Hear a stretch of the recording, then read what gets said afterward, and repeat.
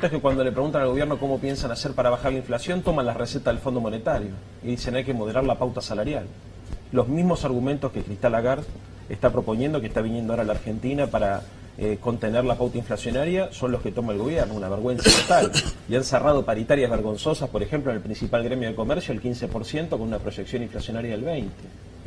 Entonces estamos frente a un gobierno que no tiene una administración del comercio exterior, lo que si la tiene es para también tratar de matar a la pyme, sí. Porque en definitiva ellos apuestan a la concentración del ingreso, entonces ellos están viendo cómo hacen para satisfacer las necesidades de 10, 15 millones de argentinos a costa de que los otros 20 o 24 tengan problemas de empleo, tengan problemas de salario, tengan problemas de cobertura.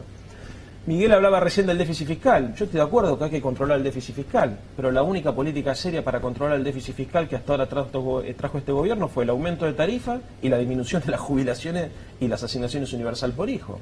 Una vergüenza total. Sí. Uno podría plantear, por ejemplo, la reducción del déficit fiscal a partir del aumento de los ingresos y volver a cobrar, por ejemplo, a esos sectores que han ganado fortuna y que están ganando fortuna, ¿no? El tema de las excepciones, por ejemplo, a la soja, el tema de las excepciones a la minería.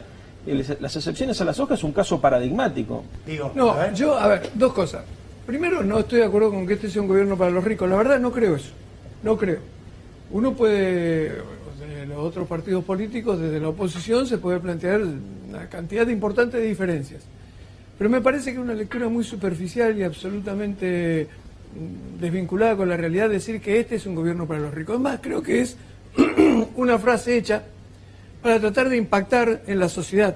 Ajá. Lo cierto es que cuando uno camina y habla con la gente no siente que este sea un gobierno para los ricos. Lo que no quiere decir de ninguna manera que la gente piense que está resuelto su problema.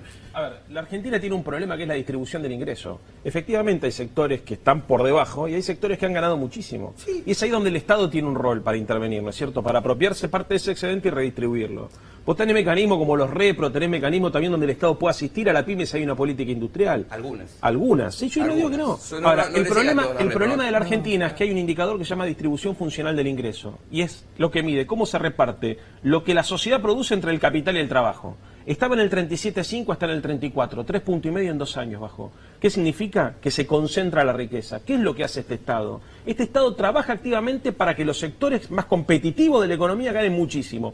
Por eso tiene un corrupto, como el ministro de Trabajo, como el señor Triaca, al frente del Ministerio de Trabajo, para apretar a los sindicalistas, para terminar de generar nicho de negocio. Esa es la explicación de por qué lo sostienen. Y la única política antiinflacionaria que tienen, como decía recién Romina, es contener los salarios, pudiendo atacar otro tipo de factores. Acá el punto no es controlar la inflación, acá el punto es recuperar el poder adquisitivo del salario.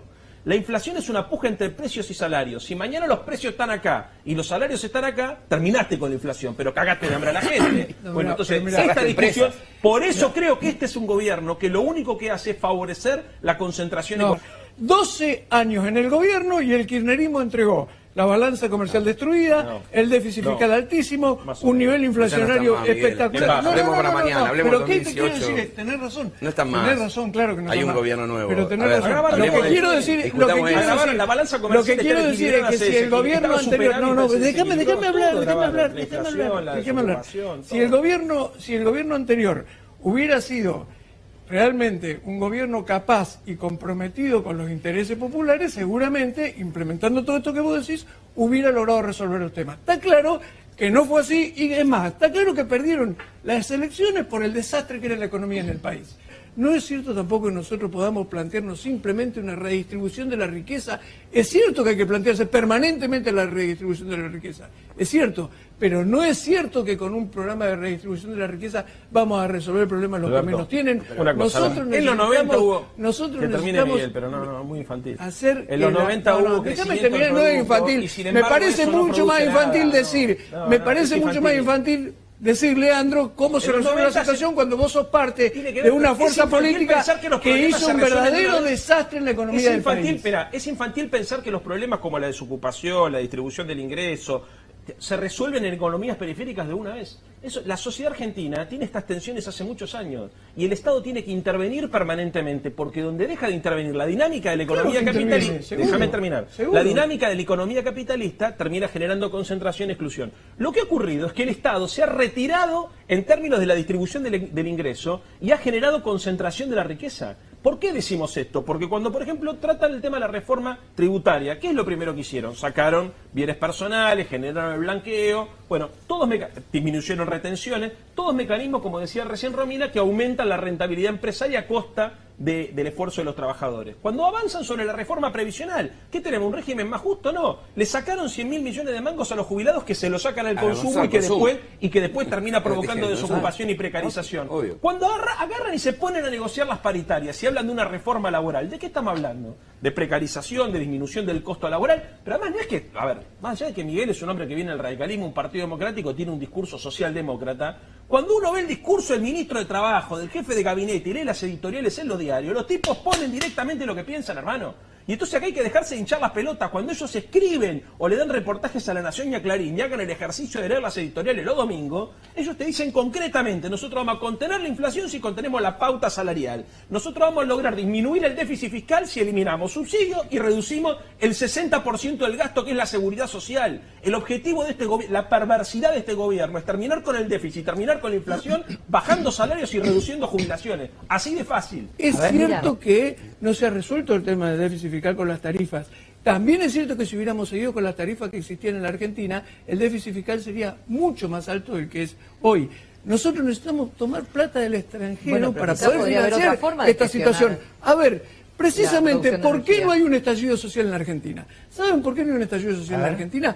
Porque el ajuste que reclaman los sectores más liberales del país no se hizo, y se hizo este planteo gradual de la economía. Hay un debate sobre si esto es gradualismo shock. Lo cierto es que el mismo gobierno incentiva a tipos como José Luis Esperi, como Broda, que no tienen representatividad política, pero que tienen minutos de televisión, para plantear la exigencia de una política más brutal y más violenta. Ahora, eso es una operación mediática de construcción de sentido. Lo cierto es que acá hubo política de shock y hay política de shock. Pero no solamente han aumentado 1000% las tarifas reduciendo buena parte de los subsidios, sino, como decía Romina, aumentaron la rentabilidad empresaria y lo increíble de todo esto... ¿Y a quién le aumentaron la tarifa? ¿A qué sector social? A todos se le aumentaron la tarifa. Pero déjame terminar esto. No, eso que vos decís es para los sectores medios más acomodados de la Argentina. Yo, mi casa. Sí, precisamente. Dejate de joder mi vieja. No el trabajador que gana 11.000 pesos. No es así, los docentes. No. Alberto, déjame decir eso.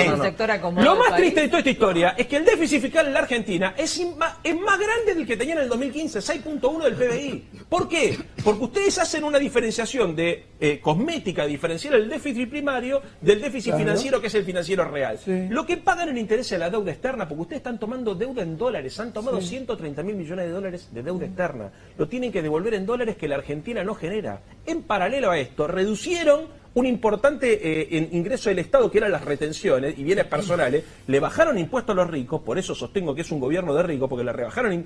Déficit fiscal no es solamente reducir el gasto, sino también es aumentar el ingreso. Ustedes redujeron el ingreso y trataron de readministrar el gasto, porque tampoco es que lo redujeron del todo.